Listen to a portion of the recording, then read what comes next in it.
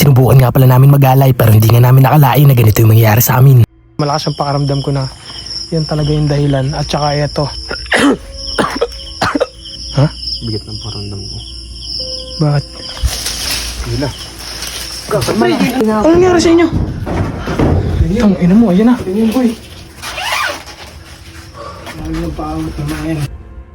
Bali ngayong gabi nga pala na to, sinubukan nga pala namin ulit bisitahin yung bahay namin dahil hindi na nga pala kami dito natutulog dahil hindi na nga namin kaya yung mga nangyayari sa amin dito. Bale, papunta kami ngayon sa bahay namin para dito.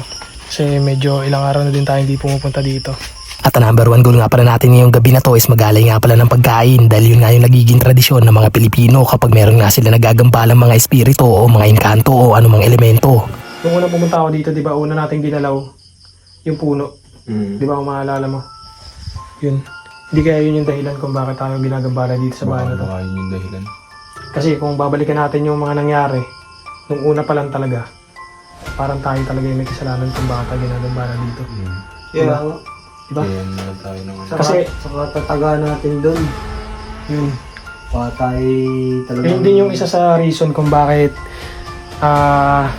bale ilang gabi ko na rin kasi pinag-iisipan pre kung ano nga ba talaga yung dahilan nung pagpaparamdam ng mga yan dito sa bahay namin. Pero Eksakto alas 12 nga pala nang pumunta kami dito sa puno na to para maghalay. At para ipaalam na ka rin pala sa inyo na nandito pa nga pala yung mga ginawa namin dito sa puno na to. ito yung nasunog na part ng puno na to pre. Eto. Yan. Makikita nyo. Yan ang So, sunog. pakita mo itong iba. Itong hindi sunog. Etong part na to pre, hindi to sunog. Yan, hindi yan nasunog. So bali etong bahagi na to, eto lang yung nasunog. Sunog na sunog talaga kaya feeling ko talaga pre, malakas ang pakaramdam ko na yan talaga yung dahilan. At saka eto, kung bakit meron nang gagambala dito sa bahay namin. And ilang gabi na ako hindi makatulog na maayos. Kasi nga, sa kakaisip pre kung ano nga ba talaga yung dahilan. And kung ano nga ba yung ginawa ko ditong masama. Kaya ngayon, hihingi ako ng tawa dito sa puno na to. Bale itong ano na to.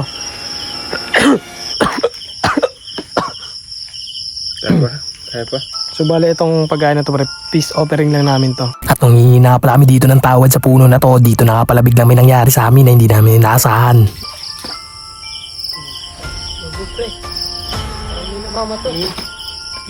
Hindi na normal to. At dahil curious na nga pala kami lahat dito, saan nga ba talaga nanggaling yung bumato sa amin, dito na nga pala kami nagumpisa na alarma at talagang sinilip na namin sa puno kung meron nga ba dito nakadapong ibon. Kaso ang problema, wala nga nakadapo dito. Baka may ibon. May ibon ba?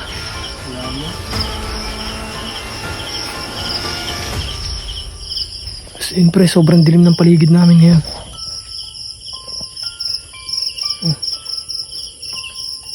Ilawan nyo, baka baka na ilaw. Baka sabihin nila may bumabato eh. Baka akala nyo pa rin may bumabato, tignan nyo yung paligid namin kung gaano kadilim.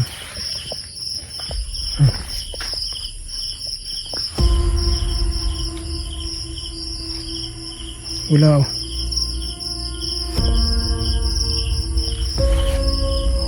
At dito nga pala sa part na to, halata mo na talaga na meron nararamdamang kakaiba itong kasama ko. Ito pre yung pagkain na inalay namin. Bigat ba ng paramdam ko bro? Ha? Bigat ng paramdam ko. Bakit? Hila. Kalma lang kayo. Mulmo lang kayo. Gago. Malma ka lang bro. Saan yung isa? Tawagin mo yun. Ano yun? Ano yun? Normal yan. Ilawan mo. At dito na nga pala kami nagtaka lahat dahil bigla na nga lang parang may bumato ng kaya kasi wala namang puno ng nyug dito. Kaya talaga nakakapagtaka, talaga nakakaba na nga. Patayin natin to kandila pre. Patayin natin to.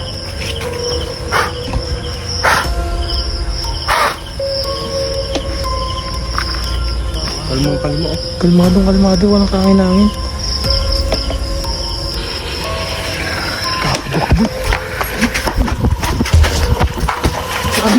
Sarado.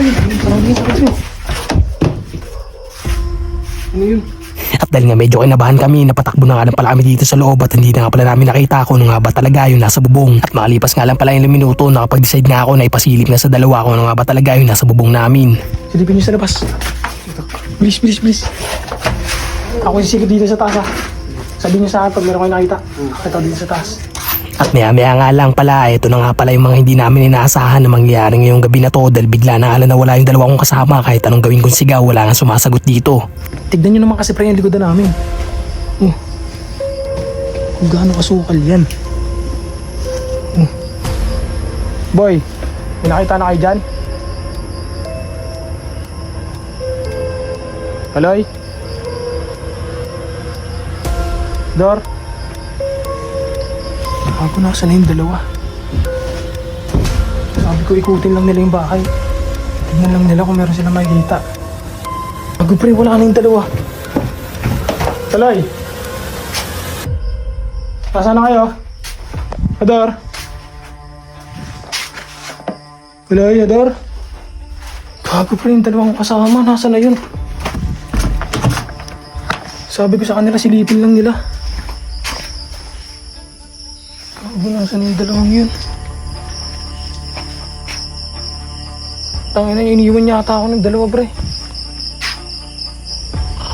Ay, putang ina mo. Saan na yung dalawa?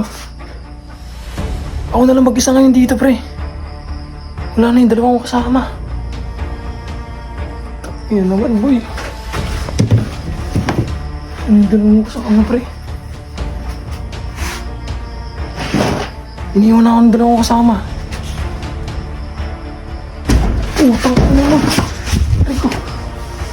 Gago ka. Nagtsarado.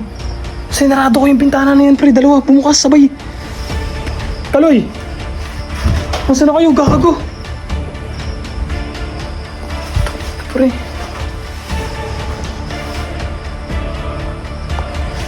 Gago, baka yung dalawa yan. Kaloy! Ador! Saan na kayo? Ay, puta! Saan kayo galing? Tangin na, boy. Saan kayo galing? Hinabol kami ng ano. May bumukas ng pinto ko sa bintana. May bumukas ng bintana. Akala ko kayong dalawa. Sarado niyo yan. Saan kayo galing? Ay, gago! Ano nangyari sa inyo? Tangin mo, ayan na. Tingin, boy. Ano nangyari sa inyo? Buti nakikita ko na, Ador. Ano, boy? Hindi nga alam nangyari sa akin dito. Ako nga ang punit ko. Gago, punit. Anong umabot sa inyo? Wak! Wak yun.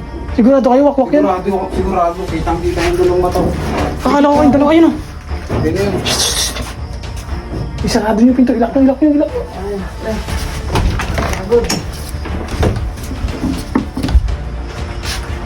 Saan ba kayo galing? Kanina pa kayo nawawala. Tinatawag ko kayong dalawa.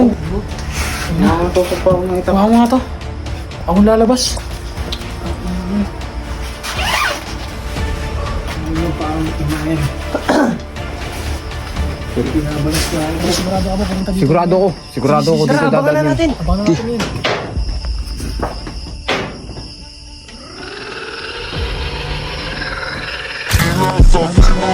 Sigurado ko. Sigurado ko dito dadalhin.